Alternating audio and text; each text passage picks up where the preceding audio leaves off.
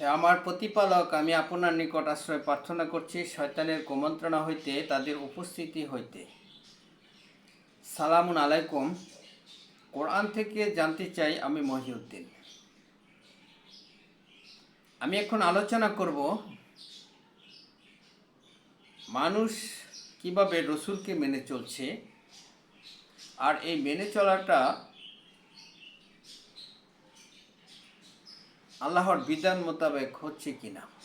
তো আমি প্রথমে আলোচনাটা করব তারা রসুলকে মেনে চলছে, যেমন ঈসা রসুল আবার পৃথিবীতে আগমন করবে, তার সঙ্গী সাথী যারা হবে তারা জান্নাতে যাবে। ঈসা রসুল মৃত্যুবরণ করেন নাই, তিনি আবার পৃথিবীতে আগমন করবেন, এসে ইসলামের বিজয় ঘটাবেন, তারপর কিয়ামত সংগঠিত হবে। আর এর সাথে সাথে তারা আরেকটা জিনিস লালন করে বিশ্বাস করেন, সেটি হচ্ছে যে নবী মোহাম্মদ সকল নবীর সর্দার, সকল নবীদের ইমাম, তিনি সর্বশ্রেষ্ঠ নবী, এই বিশ্বাস। আর বনী ইসরাইলীরা অর্থাৎ তারা বিশ্বাস করেন যে কোরআনে বর্ণিত সূরা বাকারার যে গাবী জবাইয়ের কথা, সেই ঘটনাটা তারা বিশ্বাস করে। তারা সেটাকে বলেন যে তারা একটা গরু জব করবেন, সেই গরুর রক্ত, সেই গরু আগুনে পুড়িয়ে সেই ছাই দিয়ে পানির সাথে মিশিয়ে সেই পানি দিয়ে তারা গোসল করে পবিত্র হবে, তারপর তারা পবিত্র হতে পারলে তারা জান্নাতে যাবে। এই যে বিশ্বাস, এই যে ধারণাগুলি মানুষের মধ্যে, সেগুলি রাসূলের বিধান, রাসূলের বাণী, আল্লাহর প্রদত্ত বিধান, রাসূলের বাণী, এই কোরআন সম্মত কিনা, রাসূলের অনুসরণ কিনা, রাসূলের হাদিস কিনা, সেটাই আমাদের জানতে হবে। মানুষ আরেকটা জিনিস বিশ্বাস করে যে রাসূলের হাদিস হচ্ছে রাসূলের বিধান, আর কোরআন হচ্ছে আল্লাহর বিধান। অর্থাৎ রাসূলের বাণীকে তারা দুই ভাগে বিভক্ত করে, একটা রেখেছে আল্লাহর জন্য, আরেকটা রাখছে রাসূলের জন্য। এই কথাগুলি আসলে কোরআন দ্বারা কতটুকু স্বীকৃত, কতটুকু বৈধ, সঠিক, সেটাই আমি এখন আপনাদের সামনে তুলে ধরার চেষ্টা করব, যদি আল্লাহ রাব্বুল আলামিন চান, ইচ্ছে করেন। তো প্রথমে যে কথাটা বলতে চাই যে তারা যে ধারণা করে যে ঈসা ইবনে মরিয়ম জীবিত, তিনি আবার পৃথিবীতে আগমন করবেন, এবং নবী মোহাম্মদ শ্রেষ্ঠ নবী, সকল নবীদের ইমাম, এগুলির কথা, এইসব ব্যাপারে রাসূলের বাণী, এই কোরআন, সূরা হাক্কার 40 নম্বর আয়াত পরে দেখবেন, এটা কোরআন রাসূলের বাণী, রাসূলের হাদিস, রাসূলের কথা, আল্লাহ প্রদত্ত। আল্লাহ নিজেই কসম খেয়ে বলেছেন এটা সম্মানিত রাসূলের বাণী। এই বাণীতে কি আছে এসব ব্যাপারে, সেগুলি আমরা জানার চেষ্টা করব। যেহেতু আমরা কোরআন মানি, রাসূলের বাণী মানি, রাসূলের হাদিস মেনে চলি, সেজন্যই এই রাসূলের বাণী, রাসূলের হাদিস হচ্ছে আল্লাহ প্রদত্ত বিধান, যে বিধান মানলে মানুষের কোনো ভয় নাই। সূরা বাকারার 38 নম্বর আয়াত। এই বিধান বলছে সূরা মায়দার 75 নম্বর আয়াত,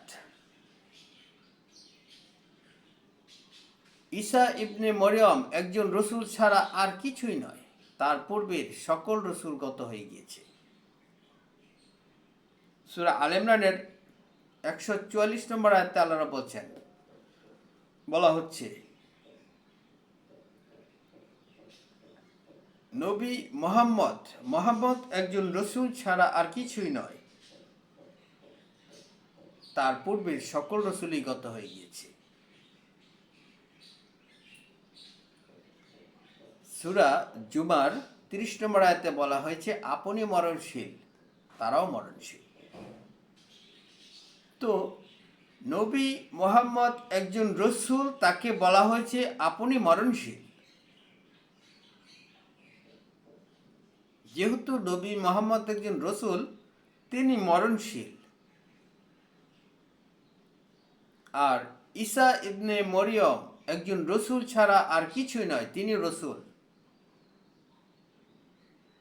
তার পূর্বের এবং মোহাম্মদের পূর্বের সকল রসুলই গত হয়ে গিয়েছে, অর্থাৎ রসুল যখন মারা গিয়েছে তো সকল রসুলই মারা গিয়েছে, অর্থাৎ চলে গিয়েছে, গত হয়ে গিয়েছে। এটা কোরআনের অর্থাৎ রাসূলের বাণী, রাসূলের এই হাদিস স্পষ্ট বলে দেওয়া হয়েছে। এই বিধান, রাসূলের এই হাদিস, এই কোরআন যারা বিশ্বাস করবে না, যারা মানবে না, তারা পথভ্রষ্ট, গোমরা, অভিশপ্ত। এই বিধানে, রাসূলের এই হাদিসে পরিষ্কার করে বলে দেওয়া হয়েছে। সূরা বাকারার 136, 285,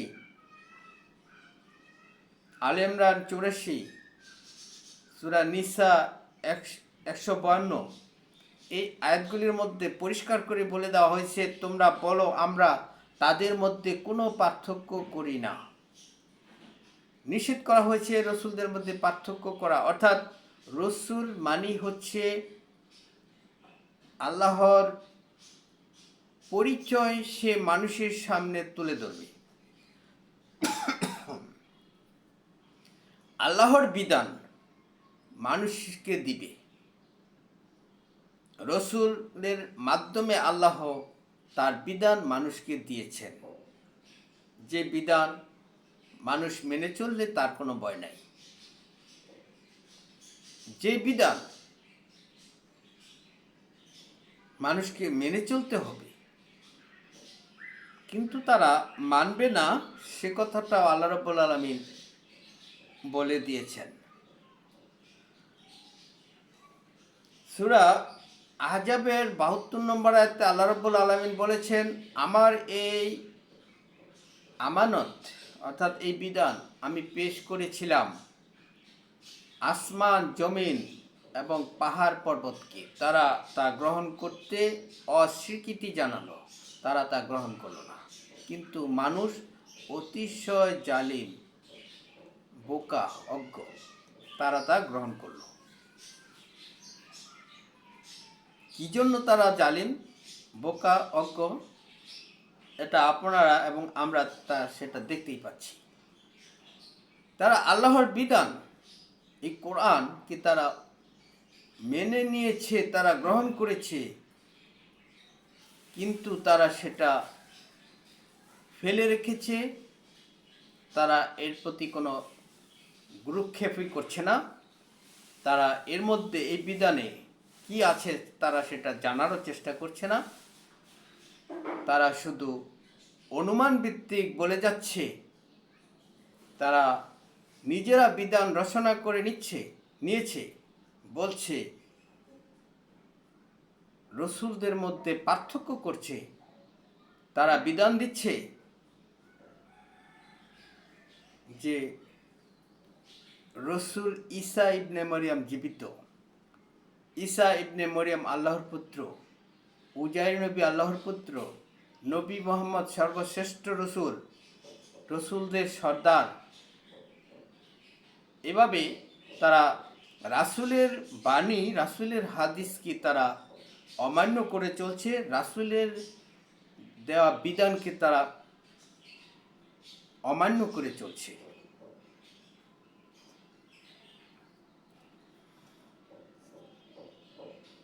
তারা রাসূলের এই বাণীতে, বিধানে, আল্লাহ প্রদত্ত বিধান, রাসূলের বিধান, এই বিধানে যে গরু জবের কথা বলা হয়েছে সূরা বাকারার মধ্যে, সেই গরু জবের মূল কাহিনী তারা এড়িয়ে চলছে বনি ইসরাইলীরা। সেখানে আল্লাহ রাব্বুল আলামিন প্রকাশ করেছেন তারা যা গোপন করেছিল, তিনি প্রকাশ করে দিবেন তারা যা গোপন করছে। এটাই ছিল গরু জবাইয়ের উদ্দেশ্য। আল্লাহ রাব্বুল আলামিন বলেছেন যে তারা একটা লোককে হত্যা করেছিল, আর তারা সেটা, যারা হত্যা করেছে তারা সেটা গোপন করেছিল। আল্লাহ রাব্বুল আলামিন চাইলেন তার সেই গোপনকৃত বিষয়টা প্রকাশ করে দেওয়ার জন্য। সেজন্য তিনি গরু জবাইয়ের মাধ্যমে সেই গরুর মাংস দিয়ে মৃত ব্যক্তিটাকে আঘাত করে তাকে জীবিত করে তার মাধ্যমে তাদের কাছে প্রকাশ করে দিলেন যে অমুকে তাকে হত্যা করেছে।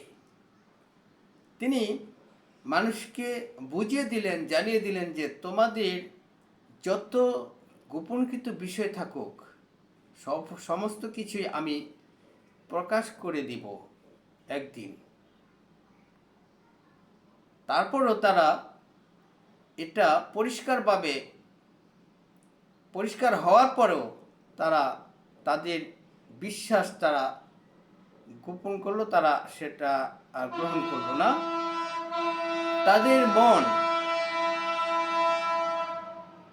তাদের মন কঠিন হয়ে গেল, এতটা কঠিন আল্লাহ রাব্বুল আলামিন বলেছেন যে পাথরের চাইতেও কঠিন। কোনো পাথর থেকে পানি বের হয়, আল্লাহর ভয়ে কম্পিত হয়ে ফেটে যায়, বিদীর্ণ হয়ে যায়। কিন্তু মানুষের মন এমনই কঠিন হয়ে গেল, তার চাইতেও কঠিন হয়ে গেল। তারা গ্রহণ করলো না, তারা মেনে নিল না যে আল্লাহর সব কিছু একদিন প্রকাশ করে দিবেন তাদের বিষয়। কিন্তু তারা এটাকে গোপন করে তারা গরুর জবাইয়ের বিষয়টাকে তারা ভিন্ন খাতে নিয়ে নিল। তারা কি করলো, ইহুদিরা, যে গরুর জবাইয়ের মাধ্যমে মসজিদুল আকসা যেটা ফিলিস্তিনে আছে, সেখানে তারা গরু জবাইয়ের মাধ্যমে সেই গরুকে আগুনে পুড়িয়ে সেই ছাই দিয়ে পানিতে মিশিয়ে সেই পানি দিয়ে গোসল করে তারা পবিত্র হবে, আর সেই পবিত্র ব্যক্তিরা জান্নাতে যাবে। দেখুন শয়তান তাদেরকে কতটা ধোঁকায় ফেলে রেখেছে। ঠিক তদ্রূপ ঈসা নবী আবার পৃথিবীতে আগমন করবেন, সেই স্থানটা হচ্ছে ফিলিস্তিন, মসজিদুল আকসা তারা বলছে। সেখানে এসে ইসলামের বিজয় ঘটাবেন, যুদ্ধ করবেন, মুশরিকদের সাথে কাফিরদের সাথে যুদ্ধ করে ইসলামের বিজয় হবে, তারপর কিয়ামত সংগঠিত হবে। দেখুন আল্লাহ রাব্বুল আলামিন কি বলেছেন যে কিয়ামতের খবর একমাত্র তিনি ছাড়া আর কেউ জানেন না। এটা যে কোনো সময় হতে পারে, হঠাৎই হতে পারে, এর জ্ঞান আল্লাহ ছাড়া আর কারো কাছে নাই। আর তারা বলছে কি ঈসা নবী আবার পৃথিবীতে আগমন করবে, তিনি মৃত্যুবরণ করেন নাই, আসলে তারপর কিয়ামত সংগঠিত হবে। এভাবে আল্লাহর রসুল বিরোধী বিধানগুলি, আল্লাহর হাদিস, রাসুলের হাদিস বিরোধী, রাসুলের বাণী, আল্লাহর প্রদত্ত বিধান বিরোধী বিধান তারা রচনা করে তারা সঠিক পথে নাই, তারা পথভ্রষ্ট হয়ে আছে। তারা আল্লাহর প্রদত্ত বিধানে, আল্লাহর বাণী, রাসুলের বাণী, এই হাদিসে কোরআনে যে নিষেধ করা হয়েছে তোমরা রাসুলের মধ্যে কোনো পার্থক্য করিও না, তাদের মধ্যে কোনো পার্থক্য করি না। সূরা বাকারা 136, 285, আল ইমরান 84, সূরা নিসার 152, এই আয়াতগুলির মধ্যে বলা হয়েছে তোমরা বলো আমরা তাদের মধ্যে কোনো পার্থক্য করি না। কিন্তু তারা সেটা পার্থক্য করছে যে নবী মুহাম্মদ হচ্ছে সর্বশ্রেষ্ঠ নবী, সকল নবীর ইমাম, সর্দার, তাকে সৃষ্টি না হলে পৃথিবী সৃষ্টি হতো না। এভাবে তারা রসুলদের মধ্যে পার্থক্য করছে, অর্থাৎ আল্লাহর বিধান লঙ্ঘন করছে, রাসুলের হাদিসকে তারা অমান্য করছে। আবার রাসুলের নামেই তারা মিথ্যা অপবাদ দিচ্ছে যে রসুল বলে গেছে ঈসা নবী জীবিত আছে, তিনি আবার পৃথিবীতে আগমন করবে, রসুলের ভবিষ্যৎবাণী হিসেবে তারা প্রকাশ করছে। অথচ এই কথাগুলি রাসুলের হাদিসে অর্থাৎ এই কোরআনে নাই। তারা এই কোরআনকে আল্লাহর বাণী বলে, আর আল্লাহ বলছেন এই কোরআন সম্মানিত রাসুলের বাণী, এটা আল্লাহর প্রদত্ত বিধান, রাসুলের বাণী। রাসুল যা বলেছে সেটা আল্লাহর কথা বলেছে, রাসুল আল্লাহর পরিচয় দিয়েছে। রাসুলের অনুসরণ যে করলো সে আল্লাহর অনুসরণ করলো, রাসুলের মাধ্যমে আল্লাহর পরিচয় আল্লাহ তুলে ধরেছেন যে আল্লাহ রাসুল যা করেছে সেটি আমার ইচ্ছায় করেছে। আমি না চাইলে সে এটা করতে পারতো না। সে যদি করত, সে যদি তার নিজে থেকে কোনো কথা রচনা করত, আমি তার ডান হাত চেপে ধরে কণ্ঠনালীটা কেটে ফেলতাম। সূরা হাক্কার 44-45 নম্বর আয়াত। এভাবে সমস্ত কিছু আল্লাহ রাব্বুল আলামিন তার বিধানে, তার নাজিলকৃত বিধান, যে বিধান তিনি নাজিল করেছেন রাসূলের মাধ্যমে, রাসূলের কথার মাধ্যমে, রাসূল যেভাবে আল্লাহর কৃতজ্ঞতা প্রকাশ করেছেন, যেভাবে ইবাদত করে, সেই ইবাদতের মাধ্যমে তিনি আল্লাহর সন্তুষ্টি পাওয়ার যে মাধ্যম তিনি রচনা করেছেন, সেটা রাসূলের মাধ্যমে করেছেন। সেজন্যই রাসূলের সুন্নাত, রাসূলের বিধান, রাসূলের তরিকা, রাসূলের হাদিস, রাসূলের এই বাণী, এই কোরআন, এর মধ্যে পার্থক্য করার কোনো সুযোগ নাই। রাসূলের বাণী কি, রাসূলের সুন্নাত কি, রাসূলের কথা কি, দুই ভাগে বিভক্ত যারা করে, তারা রাসূলকে আল্লাহর সমকক্ষ মনে করে, তাদের নিজের মনের অজান্তেই করে থাকে। অনেকে আছে তারা স্বীকার করতে চায় না যে এটা রাসূলের সুন্নাত, রাসূলের তরিকা, রাসূলের বিধান। রাসূল ছাড়া তো গায়েবের একটি খবরও মানুষের কাছে প্রকাশ পাবার নয়। আল্লাহর পরিচয় জানারও কোনো মাধ্যম নাই। আল্লাহ রাব্বুল আলামিন যে সৃষ্টিকর্তা, তাকে কিভাবে সৃষ্টিকর্তা হিসেবে মানতে হবে, এই পদ্ধতিটা দেখিয়েছেন রসুল। কিভাবে পদ্ধতিটা দেখিয়েছেন সেটা এই কিতাব আকারে এই কোরআনে বর্ণিত হয়েছে।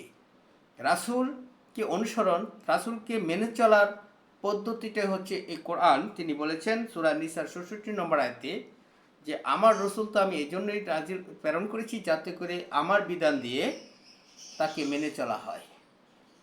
সূরা আম্বিয়ার ৪৫ নম্বর আয়াতে আল্লাহ রাব্বুল আলামিন বলেছেন যে আপনি বলুন, আমি তো শুধু তোমাদেরকে এই ওহীর মাধ্যমে সতর্ক করছি। এই ওহীটা হচ্ছে এই কোরআন, যেই ওহী নাজিল করেছেন রসুলের কাছে, আর রসুল সেই ওহী দিয়ে মানুষদেরকে সতর্ক করছেন। অর্থাৎ রাসূলের কথাই হচ্ছে বিধান, সেই বিধান, যে বিধান মানলে মানুষের কোনো ভয় নাই, চিন্তা নাই, দুঃখিত হবে না। রাসূলের এই বিধান, রাসূলের এই হাদিস, রাসূলের এই বিধানকে বাদ দিয়ে রাসূলকে অনুসরণ করা মানেই হচ্ছে গোমরাহি, পথভ্রষ্টতা, অভিশপ্ত জীবন। তারা আবিষ্কার করে নিয়েছে ঈসা আসবে, নবী মুহাম্মদ শ্রেষ্ঠ নবী। তারা আবিষ্কার করে নিয়েছে গরু জবাই করে সেই গরু আগুনে পুড়িয়ে তারা পবিত্র হবে গোসল করে, ইত্যাদি ইত্যাদি আরও অনেক কিছু তারা আবিষ্কার করে নিয়েছে যে ঈসা নবী আল্লাহর পুত্র হিসাবে তাকে মেনে নিলে তারা জান্নাতে যাবে। এই সমস্ত কিছুই তারা করছে জান্নাতে যাওয়ার জন্য। অথচ আল্লাহর বিধান আর রাসূলের এই বাণী, রাসূলের আনিত বিধান, রাসূলের প্রদর্শিত বিধানকে তারা বাদ দিয়ে এগুলি তারা আবিষ্কার করছে। সেই জন্যই তাদের এই আমল, তাদের এই ইবাদত, তাদের এই চেষ্টা, তাদের এই সাধনা কোনো কাজেই আসবে না, সমস্ত কিছু হচ্ছে নিষ্ফল। আল্লাহ রাব্বুল আলামিন যে কথাটা বলে দিয়েছেন যে আমি পেশ করেছিলাম আমার এই আমানত, আমার এই বিধান আসমান, জমিন এবং পাহাড়ের কাছে, তারা অস্বীকৃতি জানালো, তারা তা গ্রহণ করতে রাজি হলো না। কিন্তু মানুষ অতিশয় বোকা, মানুষ জালিম, তারা অজ্ঞ, তারা তা গ্রহণ করলো। রাসূলকে বলছেন আপনি দেখতে পেতেন যদি আমি পাহাড়ের কাছে এই কোরআন নাজিল করতাম, এই বিধান আমানত দিতাম, তাহলে আপনি দেখতে পেতেন এই পাহাড় ভয়ে নুয়ে পড়তো, বিদীর্ণ হয়ে যেত। আপনি দেখতে পেতেন যদি আমি দিতাম এই কোরআন পাহাড়কে। কিন্তু মানুষের জন্য এটা জানার জন্যই আল্লাহ রাব্বুল আলামিন বলছেন যে তারা কতটা অজ্ঞ, তারা জালিম, তারা ভয় পাচ্ছে না। এরপর দেখুন আল্লাহ রাব্বুল আলামিন কোরআনে সূরা বনী ইসরাঈলের 7-8, 107, 109 এই আয়াতগুলির মধ্যে বলেছেন যে রসুলরা যখন আল্লাহর কোরআন, আল্লাহর বিধান স্মরণ করত, তালাওয়াত করত, তখন তাদের দেহের চামড়া কেঁপে উঠত, তারা কাঁদতে কাঁদতে জমিনে লুটিয়ে পড়ত, তারা রাত্রে ঘুমাতে পারতেন না, সারা রাত তারা জাগ্রত থাকতেন, তারা ভয়ে কম্পিত থাকতেন। কিন্তু মানুষ কতটা জালিম, কতটা অজ্ঞ, কতটা মূর্খ যে তারা এই বিধানকে বাদ দিয়ে রাসূলকে অনুসরণ করছে, এই বিধানকে বাদ দিয়ে তারা জান্নাতে যাওয়ার আশা করছে, এই বিধানকে বাদ দিয়ে তারা ইবাদত করছে, তারা চেষ্টা সাধনা করছে। তারা অজ্ঞ, তারা মূর্খ, তারা জালিম। এরপর দেখুন তো,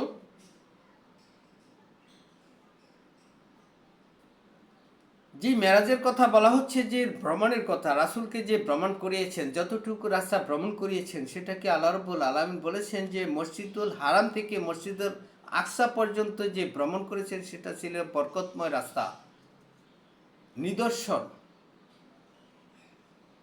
নিরাপত্তা। এই কাবাঘর হচ্ছে নিরাপত্তা সহ, সেখানে গেলে সকলে নিরাপদ। এটা হলো বরকতময়, এটা হচ্ছে নিদর্শন দেখিয়েছেন রসুলকে।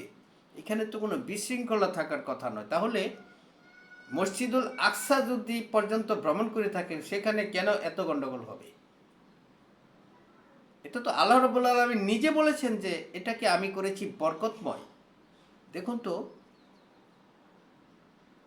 কাবাঘর, এখানে যারা প্রবেশ করবে, সেখানে যারা যাবে তারা নিরাপদ, এখানে কোনো গন্ডগোল থাকবে না। এটা আল্লাহ রাব্বুল আলামিন নিজে নিরাপত্তা দিচ্ছেন। সূরা বাকারার 185 নম্বর আয়াত পড়ে দেখুন, আমি কাবাঘরকে করেছি নিরাপত্তার স্থল। আল্লাহ নিজে করেছেন। আর রসুলকে যতটুকু রাস্তা ভ্রমণ করিয়েছেন সেটা হচ্ছে বরকতময়, নিদর্শনাবলী তিনি দেখিয়েছেন। তাহলে আপনারা একটু লক্ষ্য করে দেখুন তো, মসজিদ কাবাঘর থেকে, মসজিদুল হারাম থেকে মসজিদুল আকসা পর্যন্ত, সেই আকসাটা কোন জায়গাটা হতে পারে? যেখানে মানুষ অনবরত কন্দনরত আছে, আল্লাহর ইবাদতে মগ্ন আছে, যেখানে মানুষ সবসময় আল্লাহর কাছে দরনা দিচ্ছে এবং নিরাপত্তার সাথে দিচ্ছে, বরকতের সাথে দিচ্ছে, সেই স্থানটাই হচ্ছে মসজিদুল আকসা। এখানে তো মানুষের কোনো হস্তক্ষেপ নেই। আল্লাহ রাব্বুল আলামিন তো মানুষকে দিয়ে কিছু করাবেন সেটা তো বলেন নাই। তিনি বলেছেন ইবাদত, সঠিক ইবাদত, পবিত্র রাখার দায়িত্বটা মানুষের, কারণ তারা সেটা করবে। কিন্তু নিরাপত্তার স্থল, বরকতময়, এগুলি আল্লাহ রাব্বুল আলামিন নিজে করেছেন। যেমন তার বিধানকে তিনি হিফাজত করেছেন, এই বিধানে কোনো মিথ্যা প্রবেশ করার সুযোগ তিনি রাখেন নাই, তিনি নিজে হেফাজতকারী। এগুলি আল্লাহর নিজে করেছেন, কিন্তু মানুষের কাজ মানুষে করবে। সেই মানুষ সেই কাজটা করতে গিয়ে কি না ভুল করতেছে দেখুন, তারা সমস্ত জায়গায় ভুল করতেছে। এই কারণেই ভুল করছে যে রাসূলের হাদিসকে বাদ দিয়ে তারা সেটা করছে, রাসূলের নামে মিথ্যা কথা রচনা করছে, সেই জন্য তারা ভুল করছে। মসজিদুল হারাম থেকে মসজিদুল আকসা কোন স্থানটা হতে পারে?